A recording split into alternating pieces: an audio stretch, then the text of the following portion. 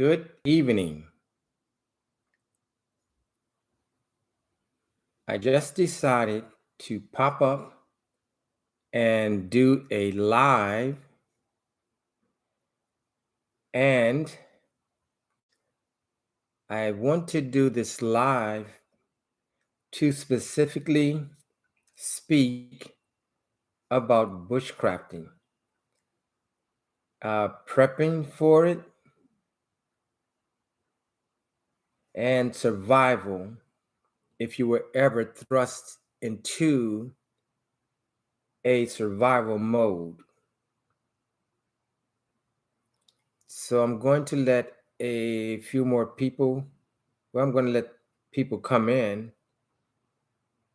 and then I am going to start. And I see we have a person in the house, and we have one thumbs up already. So that is great, whether it's one person or 100. Hello, April Showers. Thank you for taking some time out of your evening to come and chat with me about bushcrafting and the preparation. How you doing, Arkansas Wild Man? Glad you could join me. And Arkansas Wild Man, I'm sure he is a guy that is very, very familiar with bushcrafting. I've seen some of the work that he's done. I think it was a hatchet, or no, it was a hatchet head that he found and made a handle. And that's part of bushcrafting. So again, I have two people in, I have three thumbs up, and I'm just waiting for a few more people. I know it's late where I am right now. It is 10:32 p.m. Central Time. So yeah, but one person, two people, that's great because I just want to learn from you guys and hope that I can impart some knowledge to you guys as well. Oh, 9:32 p.m. there. Okay. Wow. Well, no, you're right. It is 9:35 where I am Central Time. Yeah, I guess the clock on my laptop is showing something different. Yes, but 9:35 p.m. Central Time. Thank you, Arkansas Wild Man, for that. But what I wanted to talk about is actually bushcrafting, because I get asked a lot about bushcrafting when I even mention it to individuals. Um, so, I'm just waiting on, I'm going to give it a couple of more minutes before I really dive in and start talking. Yep. So April's here and Arkansas is here. And again, I do appreciate you taking some time out of your day just to chat it up with me. But what I'm going to say right now, again, it somewhat mystifies me when people start to talk about what is bushcrafting. For an example, I was at an establishment today. I was watching some YouTube where a guy was using a saw and another person heard it. And so we just got into a conversation. And this conversation led to, were you prime military? No, I never was military. But bushcrafting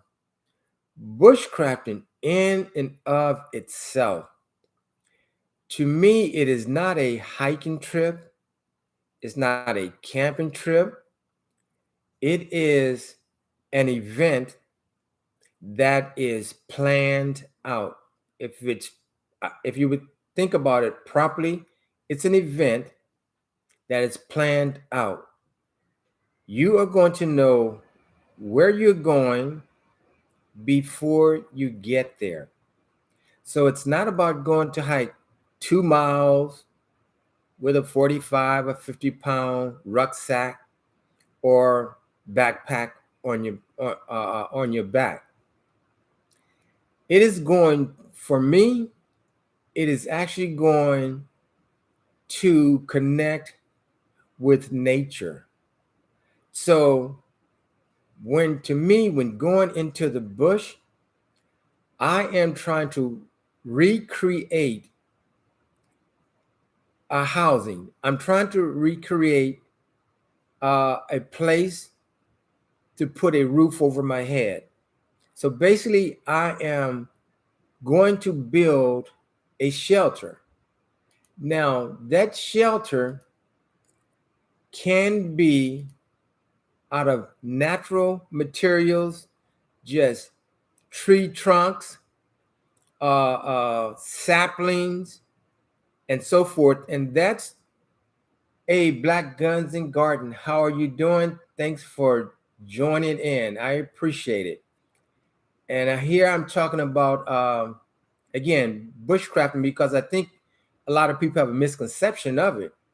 But when I go in, I have usually been using a tarp, and I have most of the time been making a lean-to shelter. And I do the lean-to because it's quick, it's easy, but more importantly, I can get as close to the fire as possible. So again, now when we're talking about bushcrafting, I start out with shelter. Now, I have never gone bushcrafting and used a tent.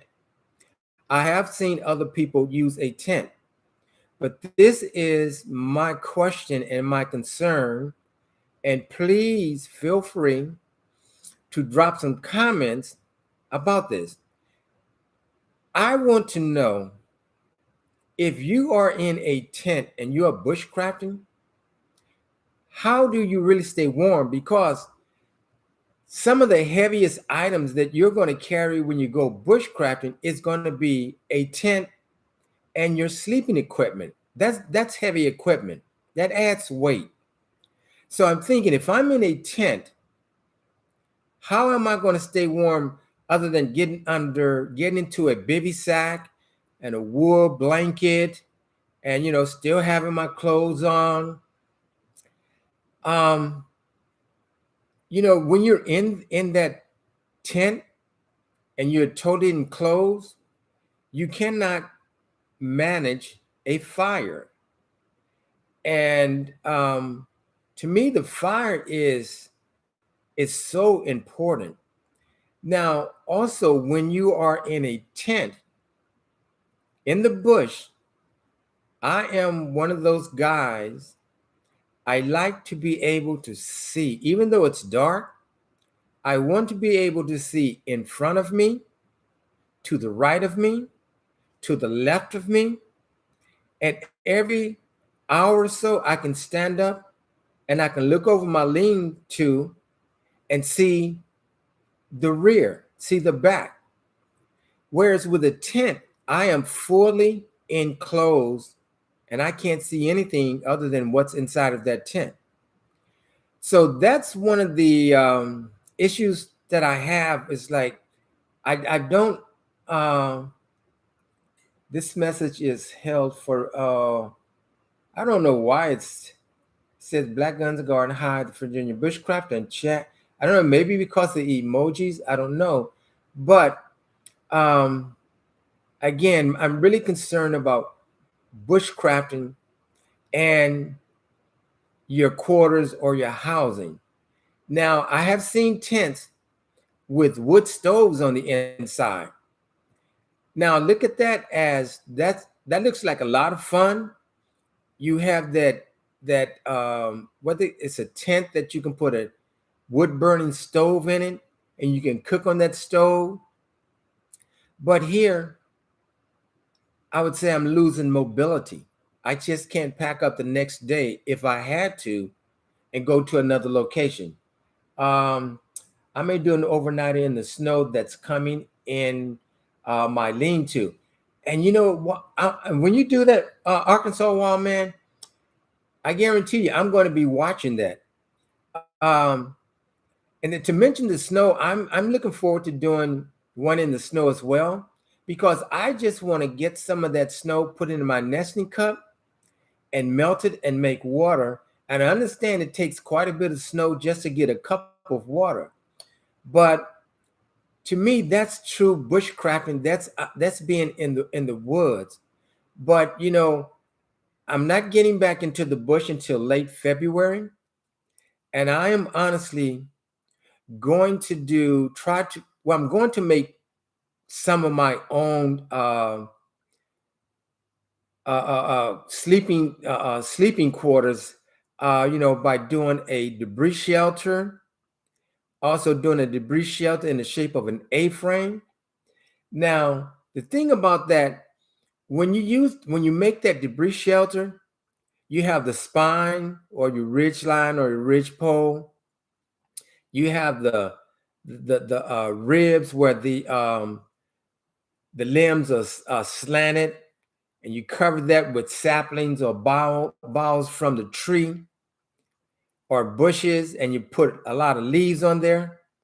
I'm still thinking that would not be as warm as a grabber tarp that has mylar on the inside. But again, I want to progress and learn more and become more primitive. So that's going to be one of my challenges. Now, the thing with doing that, my fire, when you have little embers that fly up, I definitely do not want any of those embers to hit my um, debris shelter. So that's going to be a challenge, but that's all in learning uh, and prepping. Because what happens if you're out there one day and you end up having to stay there all night and you don't have a tarp?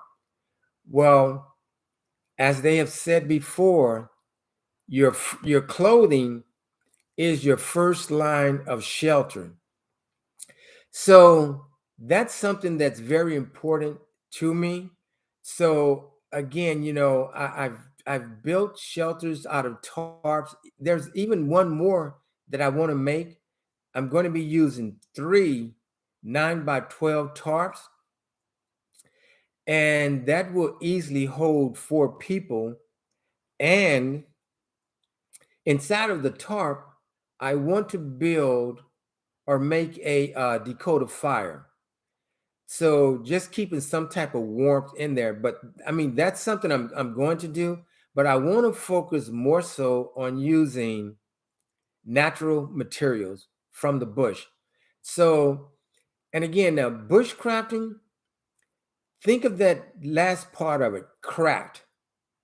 To me, that means making something. Now, I've made spears, not difficult at all. Just, you have some hardwood. I've even made them out of green wood. Make a point, I have a spear. I've made what's called a Death Star. Um, but I've made a chair. But what I want to learn how to do is make my cooking utensils, because bushcrafting is crafting something. So that's something I'm looking forward to. I just find it hard and sometimes mystifying that a lot of people will just say, "What is it?" And they will compare it with camping, and it's not the same as camping, even though there are a lot of similarities and differences amongst the two. Um, it's definitely not camping. Now, in bushcrafting, I think a lot of people see the glory at the end, which is that fire. But when doing that, I think people that have not done it before don't realize the work that is involved in harvesting that wood. Harvesting is basically just gathering as much wood as you possibly can. And then that wood has to be processed, especially if it's wet, which means splitting the wood. But what I've seen, and one content creator said, "Why split all that wood when you can make a long fire? You have your bed of coals going, and you can just toss those logs on there." And that's true, because I've often wondered, why am I splitting all this wood? Because even if that wood is wet and you have some coals, a good bed of coals, it's going to dry out. And of course, you're going to see a lot of white smoke. And thing that, hey, my mother Sparks, hello, how are you doing? Thank you for dropping in. I really appreciate it. I'm just here talking about bushcrafting, and I think a lot of people are just mystified by it. But you have to, again, I would just say, be in some type of shape, best shape that you can be in. Know your limits. And sometimes you may have to push yourself a little bit about that. It's a rough day for me, so glad I could watch you and keep my mind busy. I'm glad for you too, my mother Spark. And I really like her channel. I watch her every chance I can.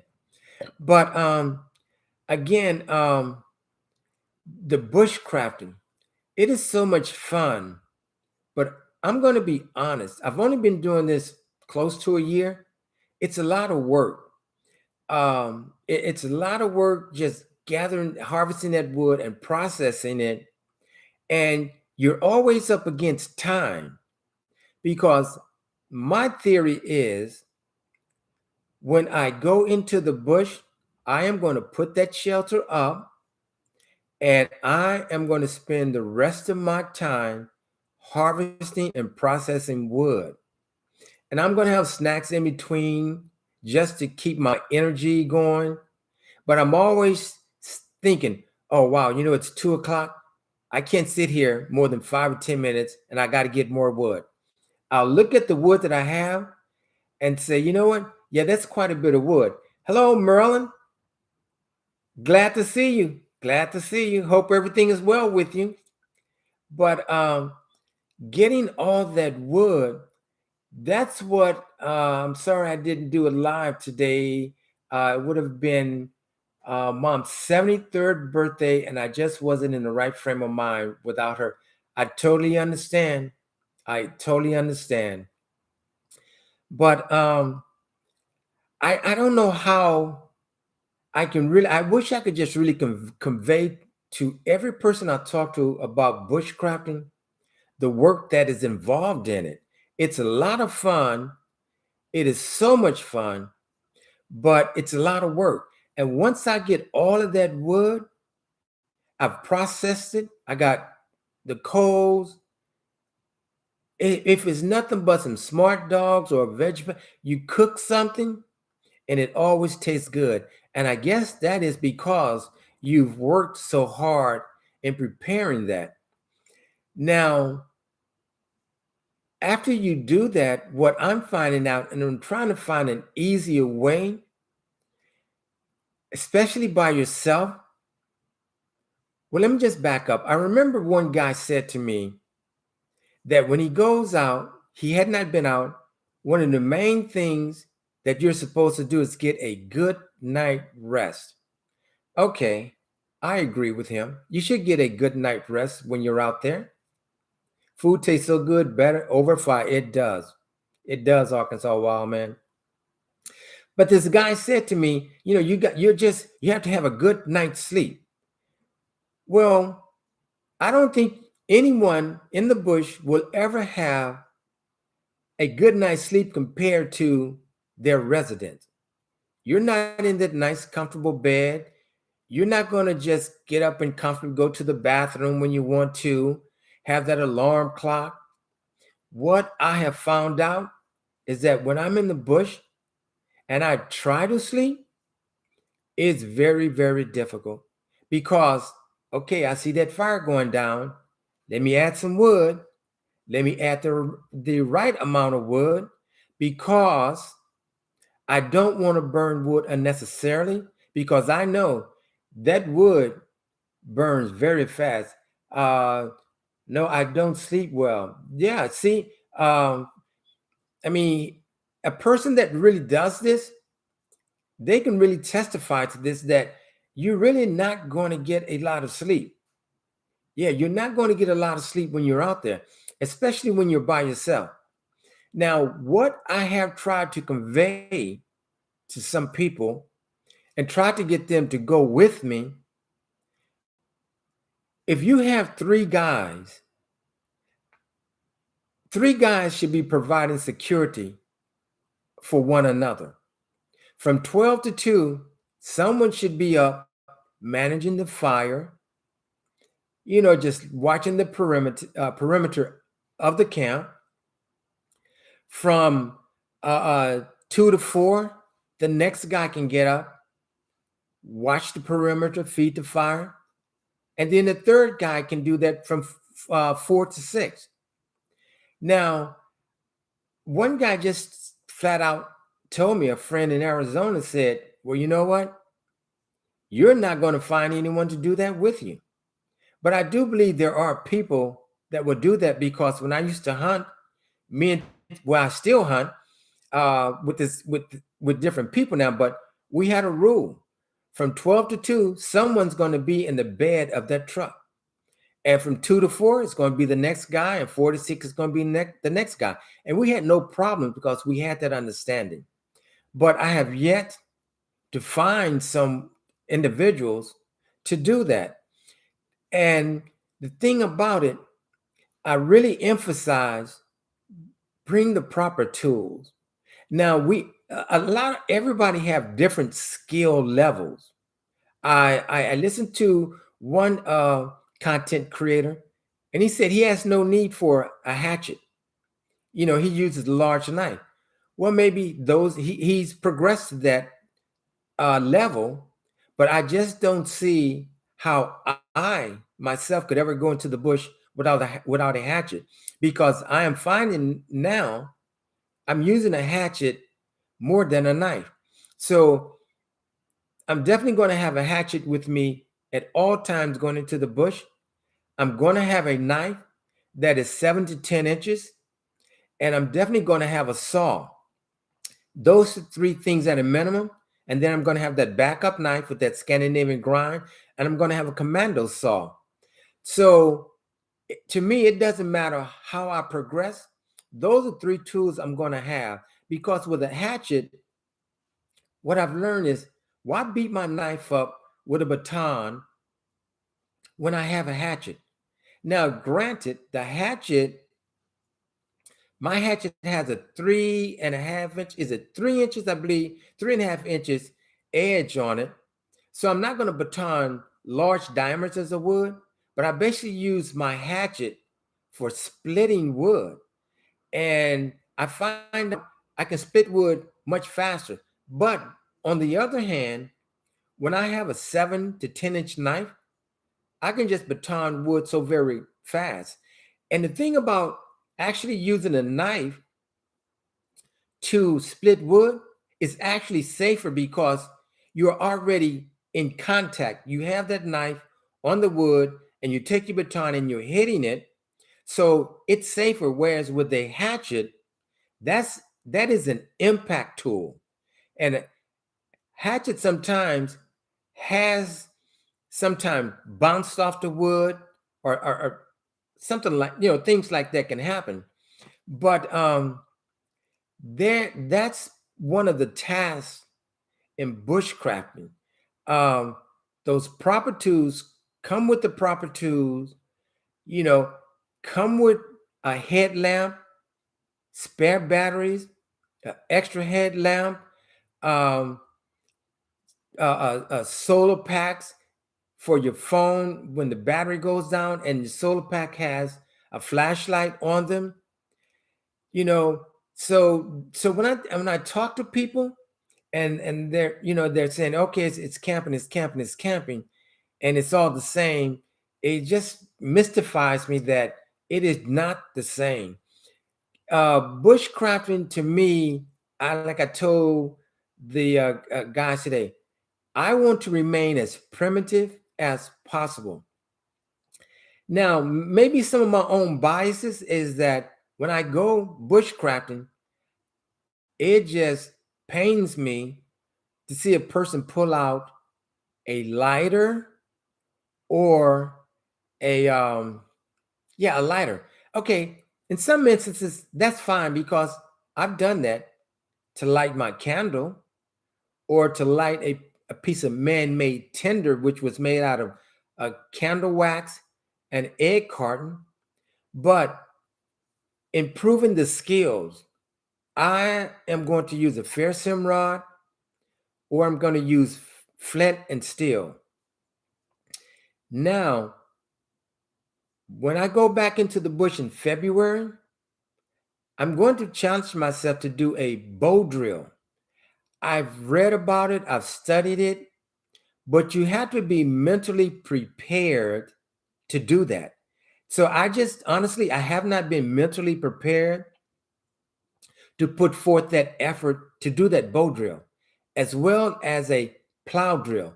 Now, plow drill basically, you have a piece of wood, let's say it's maybe 12 inches and maybe, let's say, at least 4 inches in width. And there's a line in the middle. You carve out a line, and then you take a another piece of wood, maybe index finger size to make a point, and you just run it back and forth to create friction that would create an ember. And that's something I haven't done either. But I bought a bow drill and it wasn't cut right, so I have to fix it. Excuse me. Well, you know what? Um, that's even better that you're going to have to fix it, because it's going to be, I think that's going to better prepare you, because I've been advised, hey, go to Amazon and order one and learn how to do it. I'm stubborn. I don't want to do that. I want to go to the bush and harvest the wood and do it myself. And I know the first time is going to be very difficult, but I'm up to that challenge because I really want to remain as primitive as possible when I go into the bush. Um, I take, a mess kit, um, which is fine, because when you're bushcrafting, I guess that's something you're supposed to take. I want to try so I can say I did it. You know what, my mother sparked? I have that same thing. I want to say, hey, I made that bow drill fire. But you know what? Not only when you make it the first time, you're going to want to go back and do it again and again. Because when I made my first Dakota fire, it was okay. But I I'm always thinking, what could I have done better?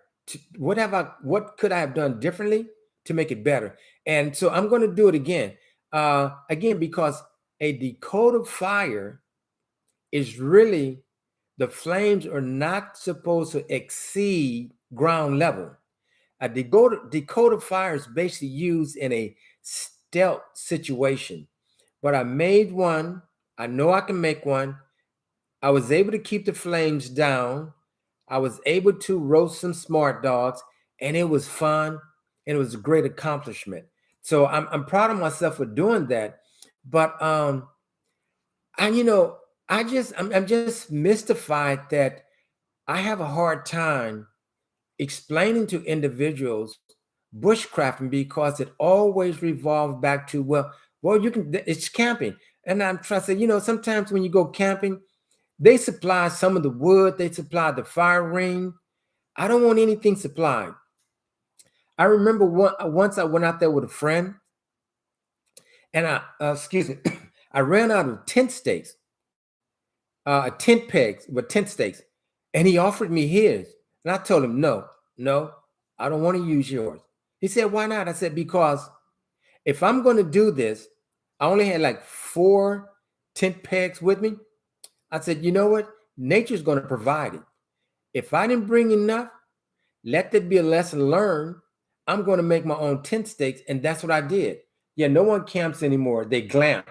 Oh, wow. You know what? You're right. That's exactly what they do. They glamp. But I made those tent pegs, and they worked well. And I look at the first time I put up a shelter. It was a 9x12, and I had the ridge lines going in and out of the grommets and so forth, and it worked well. But that's when I learned about prusik knots. You know, I was using these clips and so forth to keep everything stable. But hey, Southern Cal Image, thanks for dropping in. I appreciate it. Yeah, I'm just here.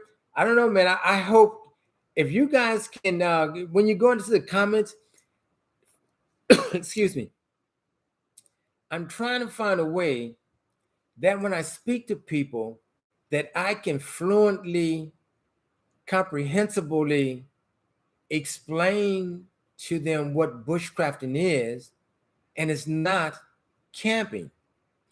Now, another phase of bushcrafting is prepping. Yes, you have to prep when you are bushcrafting.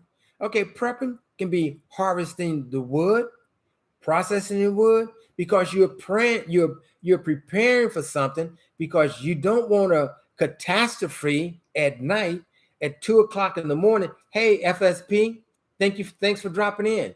You don't want a catastrophe at night, 2 o'clock in the morning. You have no wood, and you just say, well, I'm going to go out here and harvest me some wood, step into a hole, twist your ankle, or you're processing wood, accidentally cut one of your fingers. So you want to prep during the daylight. But also, when you're prepping, you want to have a medical kit with you. You definitely want to have that. I have a kit with molds for in case you get a blister. I have in case you cut yourself, the gauze, the band-aids, the iodine, the alcohol pads, the tweezers, a whole list of things, But so that's part of prepping. So you have to bring that along with you. Your a lot of people they call it your IFAC, individual first aid kit. Having that is preparation. If I'm going to a location and it's not near water, I'm bringing like a little bit over a gallon of water, but I'm also keeping in mind 2 of those canteens are going to be to properly extinguish the fire when I leave the next day. So prepping, I have my compass, I have a GPS system. I'm bringing a shamag that I'm going to use. I can use that for a sling if I have to. Prepping and prepping and prepping. Sometimes I look in my bags like, did I really need that? And I'm thinking the first time that I don't take that specific item, I'm going to need it. Like I always carry a multi-tool, or what you have your scissors on it, you have a knife, you have a saw, you have a lot of things. And, someone said, well, you already have 2 knives. Why do you need that? I'm just thinking, hey, be prepared. It's prepping, especially when you're out there by yourself. You have to prepare. And another thing is that I'm always trying to avoid putting myself into any type of survival mode. When I am in the bush, I am a very slow walker. I believe in putting heel down, roll my foot to the side, and then to the ball of my foot. And I will not raise my other foot until one foot is properly planted. because I don't want to twist an ankle.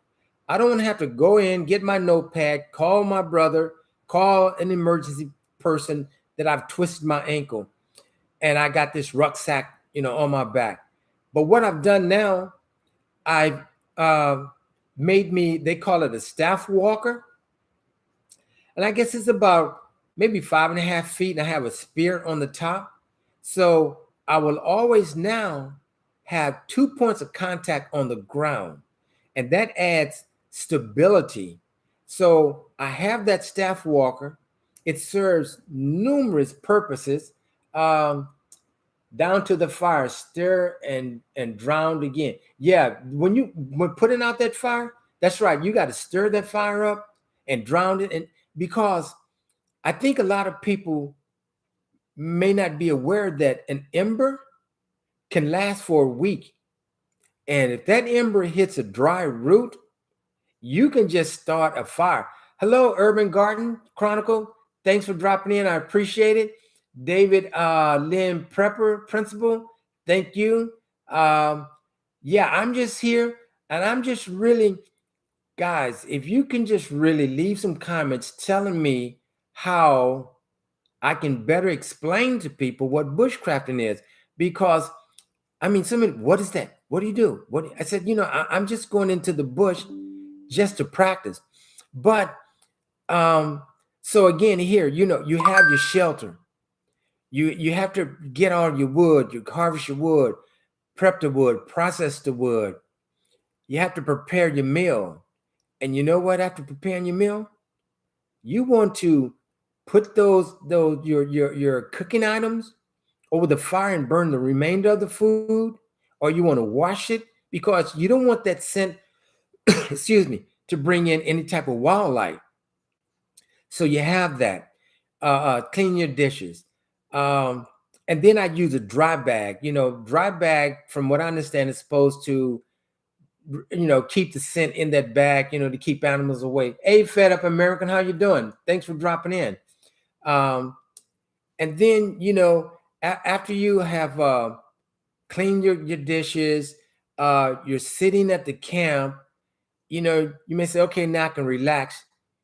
Yeah, you can relax, but you're never truly relaxing because, you keep in mind when you're in the bush, guess what territory you're in? Right. You're in wildlife territory. I mean, I've been hunting before and had a deer actually coming to attack me until I pointed my shotgun at him and the deer just made a 90-degree turn. You never underestimate nature, never underestimate wildlife. It's just being prepared. And here again, I always make sure that I'm not on a game trail. I don't want to be anywhere where the wildlife is going to be traveling. I want to be away from them as much as I can. But yeah, the bushcrafting, prepping, survival skills, I have a whistle around my neck at all times, and then I have a whistle in another bag. And there are certain codes with a whistle, three short bursts, 3 long bursts, 3 short bursts. That's a universal language. So I have that. Then with my compass, I have a mirror that I can use as a signaling device. Then I always keep 2 orange bandanas as signaling devices. All of my flashlights, I can put on a mode where they flash, So in survival, I want to make sure, first of all, I want to protect myself that I don't put myself into a survival mode. But these are things that you may not want to think about, but you have to think about them. What ifs? And if I say to people, it's the largest 2-letter word in our vocabulary. If it's future tense and it's not is, it's not is, which is present tense. So I'm saying I don't want to put myself in a survival mode of any type, because when you're in that survival mode, You want to prevent injury to yourself. You don't want to start feeling bad or sorry for yourself that you made this mistake, because that's going to take that will to survive. It's going to take that from you. But you're out there surviving, make sure you have food, make sure you have water. And then you think, am I in a good place to be rescued? What if you have to move to a location where there's less foliage? You want to make yourself easily seen, where you can attract help. People can see you. So think about that. It's just a lot that, yeah, you just, guys, you just don't want to just say, I'm going out bushcrafting. That's when I started out doing that. And I'm telling you, I've learned so much. And on the other end, I've learned that I found out there's so much that I don't know. You know, it's everlasting. You're going to learn every time you go out there. I can assure you that. But yeah, and when I had this conversation today, when you say prepping, I told the guys bushcrafting, prepping, and survival. The first thing they think, oh, he's fear mongering when he starts talking about prepping, which is not. That's not the case. Um, and of course, that leads to what if shift happens? And I said to him, you know what? In my opinion, I really don't think it's going to come to, oh, well, I'm going to have to hide out in my house, and then I'm going to have to start letting the pew-pews flying on. No, I don't. But by the same token, that word again, if, future tense, if it does happen, I want to know that, what, I can make it a day or two. And we also had the conversation about, yes, we can go, 3 days without water. We can go 3 weeks without food. We can go, what, 3 minutes without air. And I said to him, theoretically, scientifically, yeah, we can go a day without food. But I guarantee you're going to feel very, very weak after one day. So I said, I challenge you. Just go tomorrow, don't eat at all.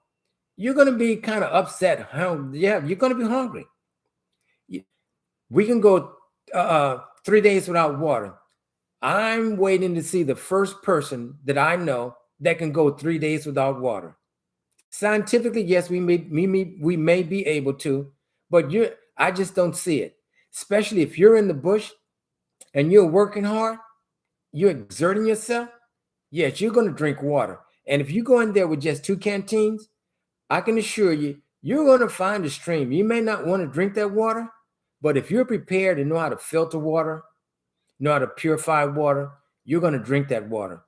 But yeah, I just, let me tell you, if you take a person that's in very good shape, physically, mentally, and they reach a point that they're in survival mode, let's say they do make it 3 days without any water, but I guarantee you, if they don't get some water within 2 days or something, they're going to feel very weak, and they're not going to get better. They're lessening their chances of being rescued because they're going to become less alert. I mean, just think, 2 days, no water, 2 days, no food. No. So I am of the opinion that when I go into the bush, when I'm just going for an overnighter, I'm taking 2 days worth of food. Even if I'm only 300 yards away from my vehicle, because that's prepping, avoiding catastrophes. So yeah, prepping it's really, really important. And I like teaching. And one thing that I want to do, I like putting smiles on people's faces. But one thing I want to do, I want to take at least 3 women, anywhere no less than 3, no more than 5, and I want to take them into the bush and teach them. And the reason that I want to do it with females is because a lot of females have said to me, "Oh, there's no way I'm going in the bush with all those bugs, and you have snakes, and I'm not going into the bush. I'm not going to go in there and chop wood." And but I want to show them you can do that. Not only men can do it, women can do it. There's a couple of women I watch. Woman Outdoors. Uh, she's in Pennsylvania. I watch her. There's a lady named she's Wild Woman. She's in Germany. Her name is Vanessa Blanc. I watch Alex Outdoors. Let me see, where is I think she's in the States, but excuse me, guys. But there are some women that go out there alone. And I really, you know what, if I could just get some satisfaction out of seeing a lady make feather sticks, you know, process some wood so they can go back to their mate and say, you know what, I did this. So let's go out there and try it and just have some fun. So I don't know if that would will ever happen, but I think that would be a lot of fun, you know. Learn how to intermittent fast. Yeah, it helps if you have to go longer. Yeah, I agree. That would be yeah. Last snake I came across, I grabbed a flaming log out of fire and threw it at it. Wow. Now I tried to scare it away. It doesn't get the home, and now it is no more. Yeah. You know what? So you know what? That's a perfect example. My mother sparked. You see a snake now to put your hand in a fire, a log out of a fire and throw it. That goes to show you the power of the mind. You know, and when you're out there, you're going to do what you have to do. Um, the snake is the last thing. Hey, Bougie, how are you doing? Yeah, the snake is the last thing I want to see. And guys, I tell you, this is one reason that I sleep so close to the fire. You know, what once I build my shelter, I take one large step, which is about 3 feet, and that's why I start building my fire. But I'm saying to myself, you know what? I think I'm gonna start making that 2.5. And if some of the embers of spark hit my tarp, well, guess what? That's just part of bushcrafting because equipment is like that. It's not going to last forever. But yeah, I just man, it really dawned on me like yeah, she says I'm not heat sensitive. Well, you know what? I would really have to think twice before putting my hand in the fire. You know, now I'll pick up a pan or something, but I'll have leather, of course, leather gloves on. But I don't know if I could do that, man. Put my hand in there and pick up. Oh gosh, no, no. I'm pretty sure I couldn't. But then, but here again, that's just part of doing what you have to do. But you know what? And it's hard for me to explain the let me see, the fun, the happiness, or the joy in bushcrafting. Um, you know, I was on a live with one of my friends, um, two real estate professionals, and the name of that show is Fernando and Anthony. And I watch the show like every Wednesday at 7 o'clock Eastern Standard Time.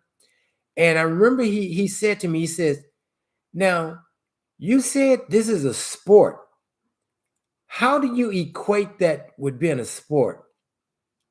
Well, I equate it with being a sport because football players practice, basketball players practice, swimmers practice, track, they all practice.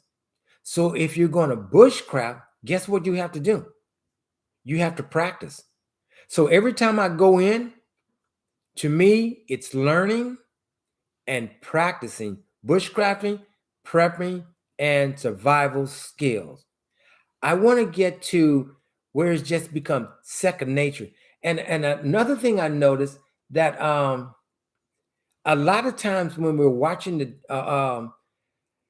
bushcrafters on YouTube, of course, you know, they don't make the videos an hour long, but I wish there would be there was some kind of way, well, I know you can speed up the tape, that you can really see what they're doing. Um, it's a lot of work, guys, but it's fun and it's rewarding. If I could bushcraft every weekend, stay out every weekend, I would do it. But I think what I what I'm planning to do is go out and do an overnighter at least once a month and do 2 weekends, a Sunday or a Saturday, and then have 1 week of rest where I'm just basically reading. I'm always reading and studying, but they say sometimes you have to give your body a rest. I know because one time I'm going out there, it's like, I really don't want to. I'm tired, but I have to do this. But once you get out of your vehicle and you smell that nature, it's like, oh man, I'm so glad I did this, you know? But there are a lot of things that, I'm going to try and I'm going to learn. One of them is going to be using that navigation. I was really surprised. I used to not even talk about it. With all the hunters, like I really don't know how to use a compass, and now I'm finding out a lot of people are not familiar with a compass. Um, so like I said earlier, I carry a compass and a GPS system, and the GPS system I'm using that as a backup. But what I'm going to go in there and I'm going to take the compass and I'm going to get a bearing, and I'm going to just try my best to walk in a straight line for about 200 yards, do a 180, and see if I can come back this again the same way. And that's part of learning. So using that compass efficiently, because I've gone into the woods, like next thing I know, my GPS said it's down to like one bar. It's like, oh, you know what? I forgot to change my batteries. So it kind of limited me to where I was going. But yeah, I want to learn that compass very well. I want to learn how to operate the ranger beads. There is just a whole host of things that I want to learn about bushcrafting. And I'm asking if any of you guys know a way of truly explaining bushcrafting, let me know, because I just, every time I speak to someone about it, it goes back to camping. I'm saying to them, no, it's not camping. That's good. I don't know how to do that. Well, yeah, I know how to go north, but that's about, yeah. But you know what?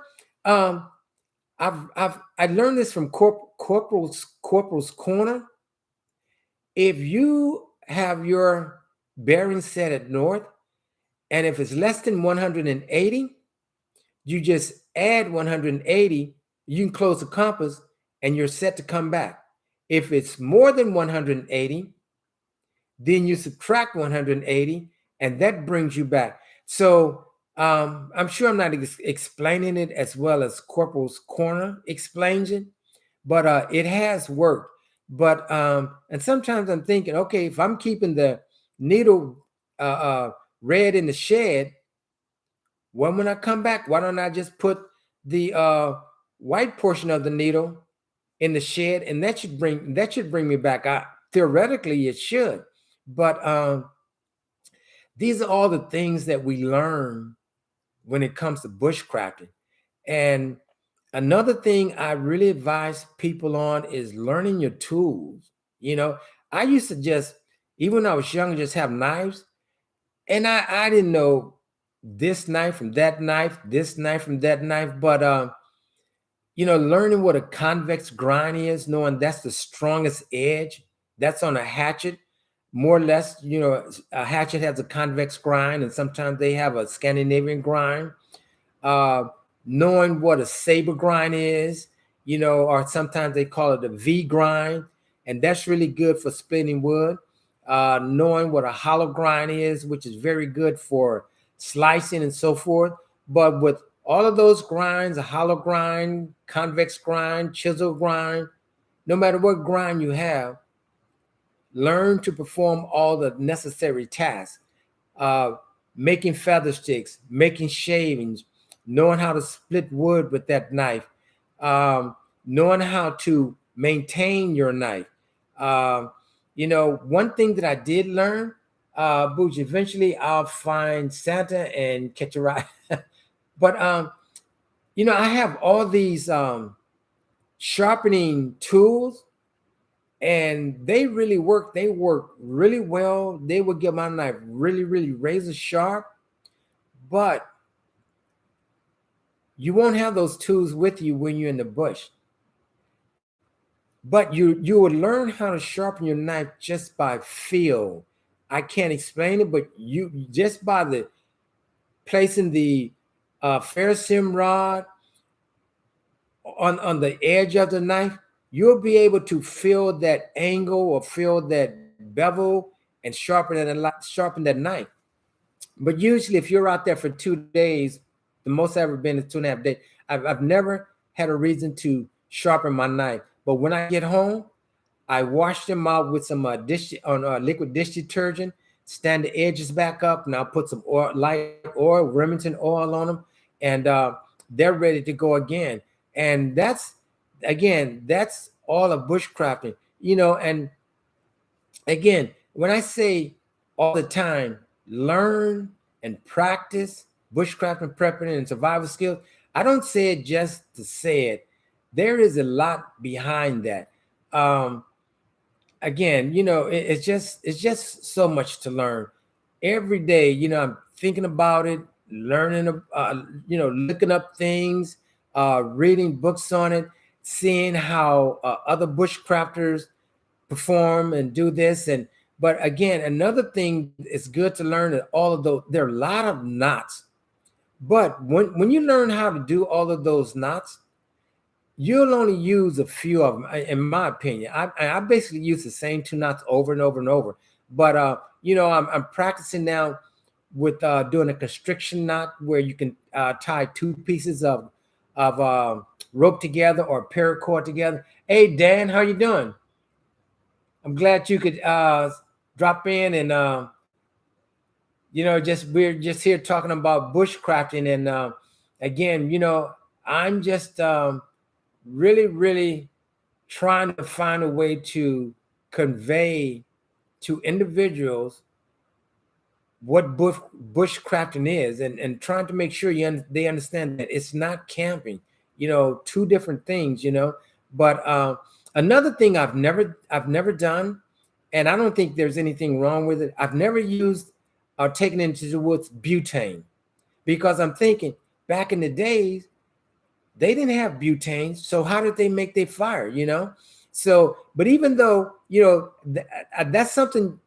I mean, I've seen bushcrafters on YouTube use that to make some quick coffee, but I don't want to do that. But I do have something at home, this stove, and it has, I think they're called hexamine or hexamine, little squares. I'm gonna start taking that into the bush with me. Now that you have to light it with a lighter or matches, but I'm gonna start taking that as a backup. Wow, get a good night rest then. Okay. Have you tried the 9-volt battery and still? I haven't tried that, Fed. I haven't tried that. I've seen it numerous times, but yeah, I saw it where they take the battery and they put the steel wool on the positive and the negative, and that creates sparks or a fire. Also, I've seen them do it with chewing gum wrapper, but here again, that's something else I have to learn, because I said, as I was mentioned earlier, there's just so much to learn. Okay, traxine tabs work good. Okay, use it as a backup. Okay, yeah, I'm gonna try that. But I've just become so familiar with. Does that shock you? I don't know. I don't think it does. I don't think it will shock you, Bougie.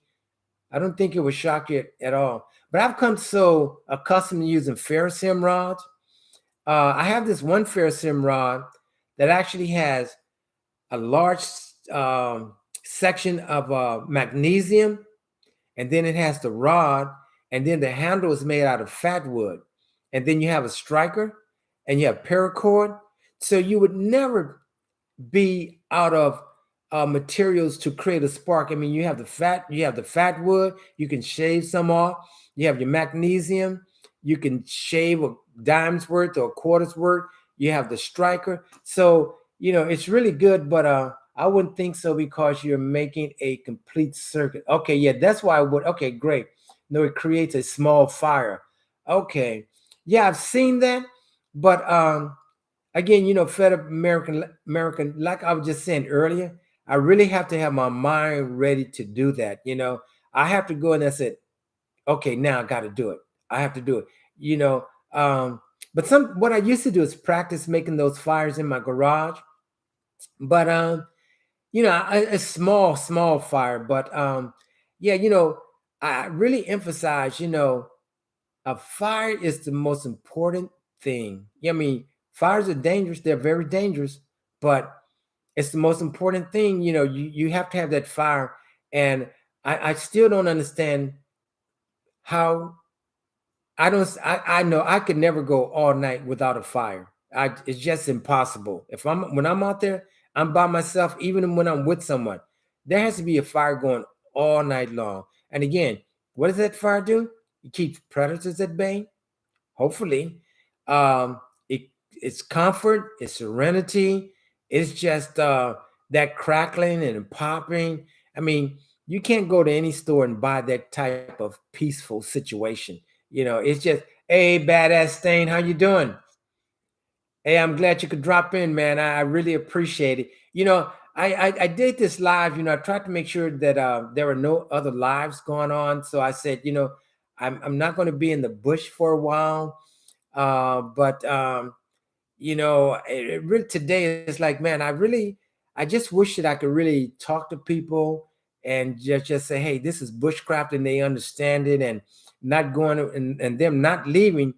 Okay, yeah, but yeah, so it's really basically camping. But I think, until you actually get out there and do it, and camping is great. There's nothing wrong with it. Nothing wrong with camping whatsoever. It's just that I find there's a lot of similarities and difference amongst camping and bushcrafting. So, but I want to try things like making pot hangers. I haven't done that. I actually want to cook on a rock. I've seen people do that, but then I've also heard that if that rock is wet, it is subject to explode. So, that's something I'm going to have to be cognizant of. But I want to cook on a rock. Uh, I've made what they call the Swedish fires, where you take a log and you split it into four quarters, and you have some twigs inside of it, and you can actually cook on it. But that's not the greatest to produce heat. But just for the fact that you can do it, I've done that. I've made what's called TP fires, upside down fires, Swedish fire, star fire. Um, there are there are numerous fires, but the challenge again with fires is making sure you have enough wood. And I'm of the opinion that if you say, "Oh, I got 3 times as much as I need," and you still have two hours of daylight, well, I would suggest go and get some more wood. And it may kind of pain you the next day when you leave. It's like, God, I still have some wood. But I know the last time I was out, I harvested a lot of wood. The larger logs were on the bottom, and they were covered up more or less with the thinner logs. But it's just like, I know I have enough. But when I left out of there about 7 o'clock the next morning, I had enough wood to probably throw in there one more time, and in 30 minutes I would have nothing but coals, which means that if I was going to stay there longer, I would have had to have gone and harvest more wood.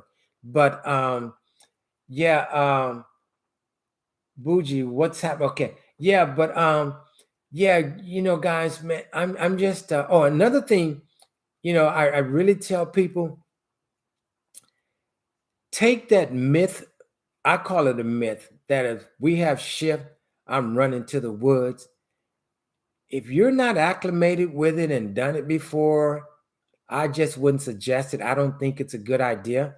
I mean, the times that I've been out there, I've only been out there, let's see, I've been out there, I think 5 times by myself, once with 2 other guys, and twice with another guy. So I haven't been out there a lot, but because it is work. You have to prepare yourself mentally. It has to be something you want to do. It has to be something you look forward to doing.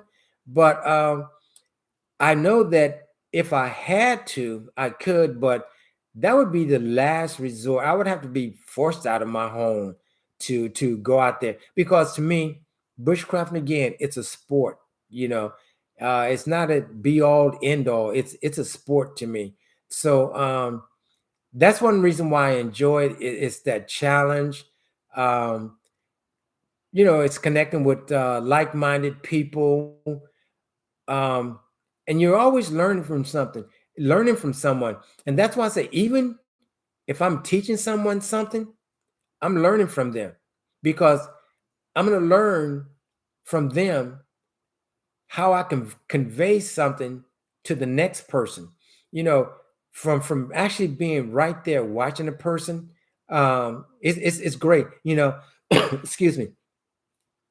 I remember once I was trying to demonstrate how to use a ferrous hammer on how to strike it, and I was saying, take it, put your striker at 90 degrees, and then tilt it forward to a 85 degree. Yes, but I think I could do it better if I'm actually there showing the person, because it's the way that you draw the ferrocerium rod back. I saw one content creator, and he actually said, he was learning how to make it fire with a ferrocerium rod. And I remember him saying, I started this process at 8 o'clock, and I didn't make a fire until about 10:30. But the mistake that I saw him making is that his a nest egg or his tinder bundle was moist, and that's very, very difficult. That's when you need your do-it-yourself tinder, your cotton balls with Vaseline. Um, your wet fire. There are a host of things that you can use, and I always take those as backup.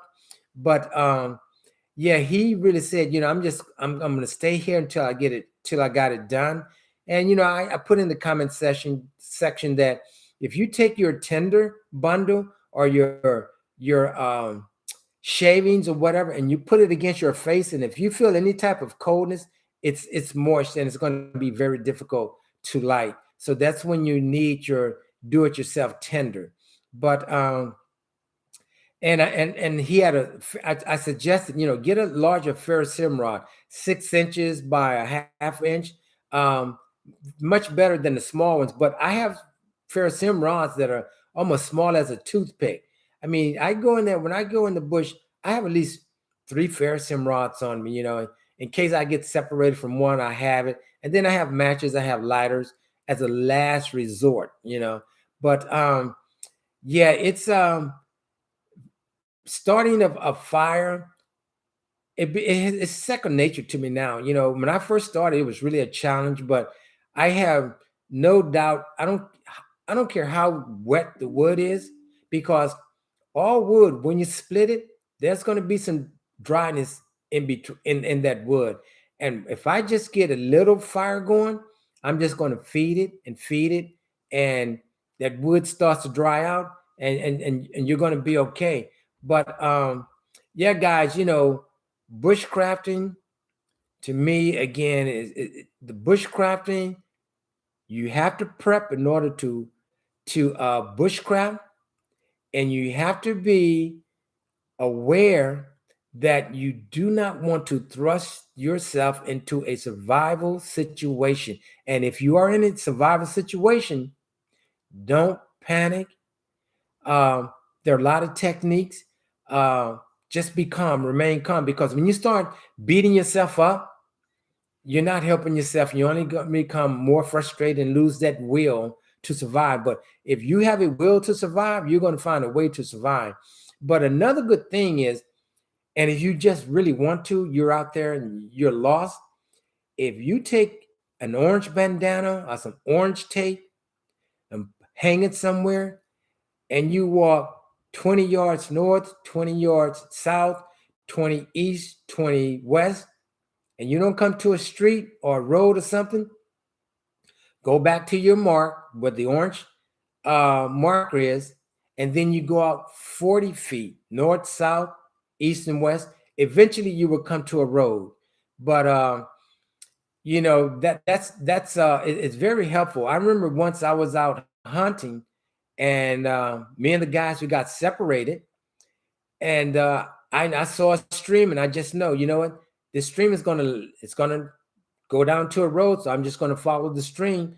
And when I got down, there was a road that I had to cross over the road and the stream. But there are ways that if you get lost, you can always find your way by that method, putting that marker there, going north, south, east, west, 20 yards and 30 yards. And I was at a store once, and this guy said, if you ever get lost, just go east or west, because of the way the highways run in the US, east or west, you're always going to run into a road as opposed to going north or south. So, I mean, how do you know you're walking 100 yards? Well, this is where the ranger beads will come in. From what I understand, there are 9 beads. And what I'm going to do, I'm going to go to a football field, which is 100 yards, and I'm going to walk, and I'm going to pace it. If it takes me 50 steps, 60 steps, I'll know that every 50 or every 60 steps, it's 100 yards. And when I reach that 60th step, I'm going to pull this bead down. And then I'm going to start that process again. When I reach 60 steps, I'm going to pull the second one down. When I get all 9 down, or I think it's 9, and you take the last 100, you have traveled 1,000 yards. So that's how it's done. I have not purchased the Ranger beads as yet, but I'm going to purchase the Ranger beads because that's going to be part of my navigation process. Now, here's the thing with Ranger beads. If I have gone to the football field and walked 100 yards and my foot count was 62, what happens when I'm in the bush and I'm going uphill, up a ridge, because your steps are going to become shorter? Or when I'm going downstairs, they may down a ridge, they may become somewhat longer. So if I'm going up a ridge or down a ridge, I know it's going to be an estimate, but I'm going to have an idea as to how far I've gone. So that's something right there. A yard is 3 feet. Yeah, that's right. So yeah. So damn it, Spark, I'm so sorry to hear that my mother was a single. Oh yeah, she is the love of my life other than my wife. Yeah. Yeah. But yeah, guys, it's all learning. It's all learning. And I mean, so I think I've learned a lot, but I just know there's so much more for me to learn. And the only way I'm going to learn it is by being in the bush.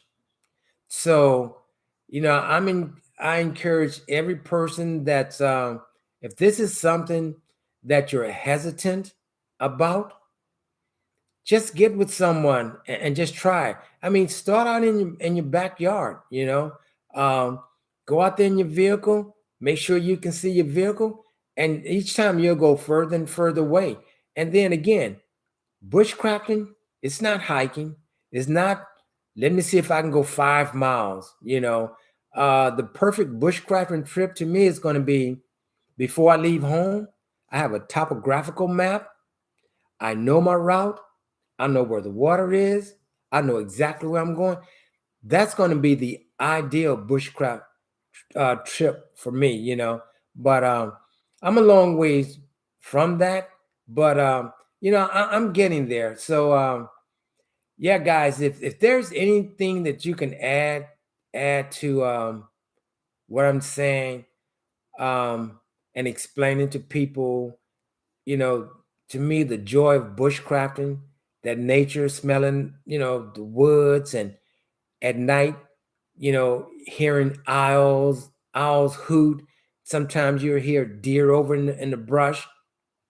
Um, you know, in the mornings you hear the birds chirping, you're seeing the squirrels going up and down the trees. Um, that's stuff that you're not going to order that from Amazon, and it has to be something that you like. And I really do like it. I mean, I'm even to the point now that I'm going to take a class. They have these weekend classes, and they're rather expensive. To me, I think if you take a class, you know 300 $400 for a weekend, to me that's expensive.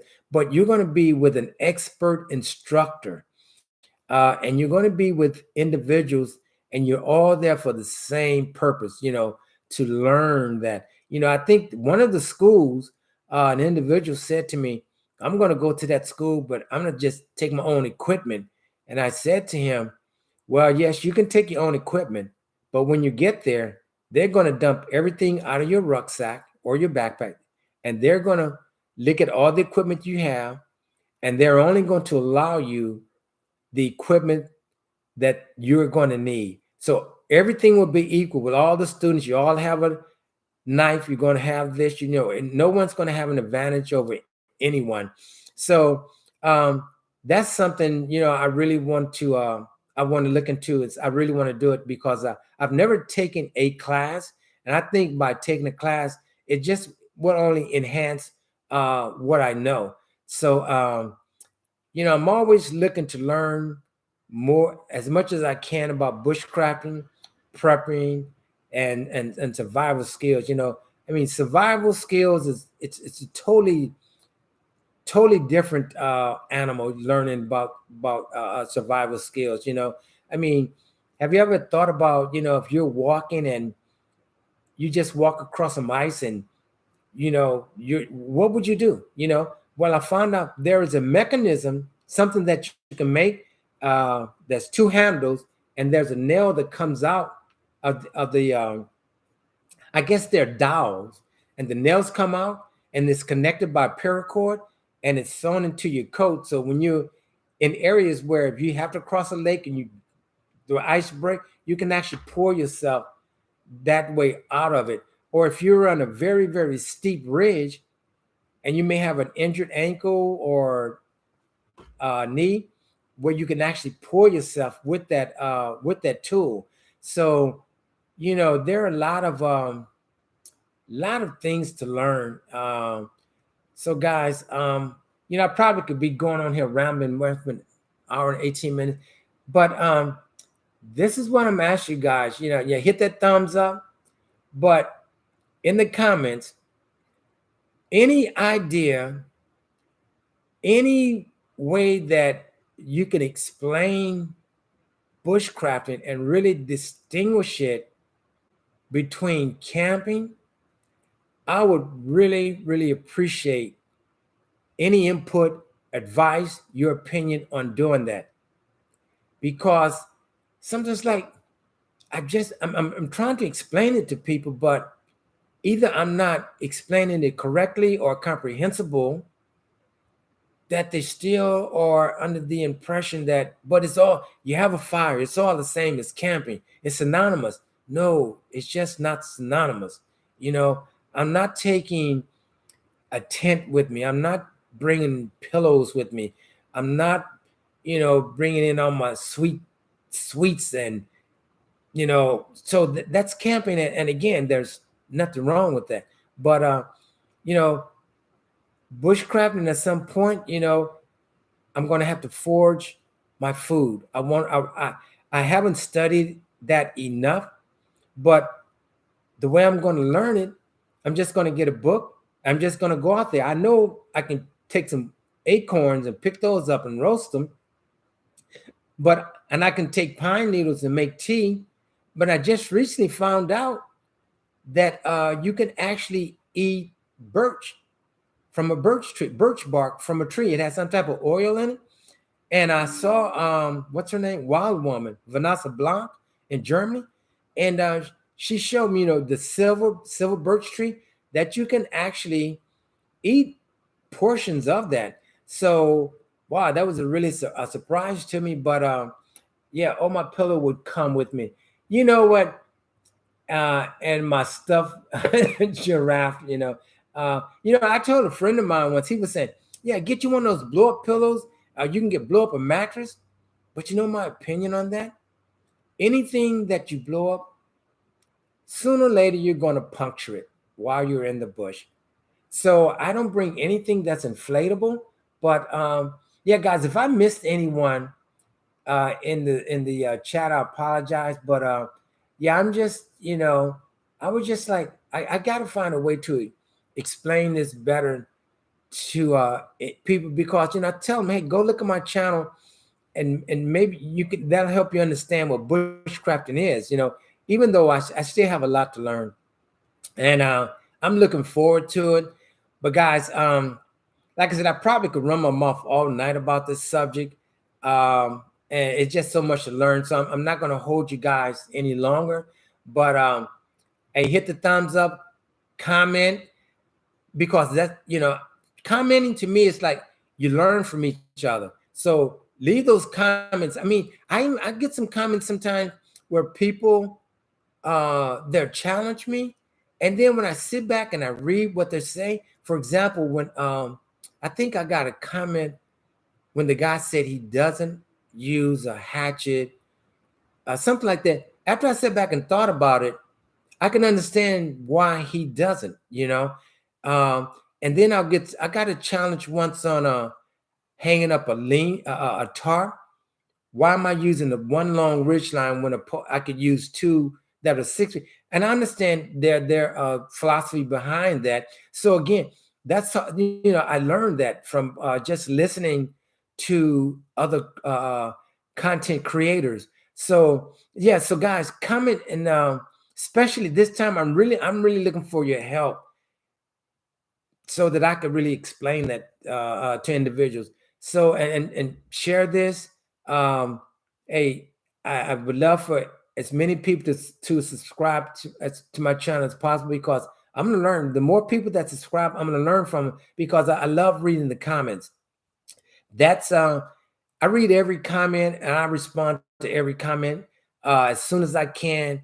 I think I'm almost sure I'm one of those guys that I get a comment. Hey, if they've taken the time out to send me a question or a comment, I owe it to them to respond as quick as possible. So if you guys can help me out, anything is appreciated. And I'm going to leave on that note. But hey, it's been fun. I enjoy just talking to you guys. And again, uh, badass, bougie, um, everyone that's participating. My mother Sparks, Fed Up American, um, all you guys. I really, really do appreciate you coming in and joining this session with me. So again, guys, this is the Virginia Bushcrafter, and I'm looking forward to seeing you guys on my next video. And hopefully, I can convince at some point at least 3 women, not more than 5. Let's go into the bush. Let's learn some things. Go back to your partner, your friend, husband, boyfriend, whatever. Get them into the bush and show them what you have learned, and possibly that's going to help and reconnect them with nature, because we are all a kin of nature. Every last human being has some part of nature in them. And in today's world, we have the telephones, we have everything at the tip of our finger. We go to the refrigerator, just put the cup there. We got our water, we got our ice, we adjust our heat. We're cold, we go get the electric blankets.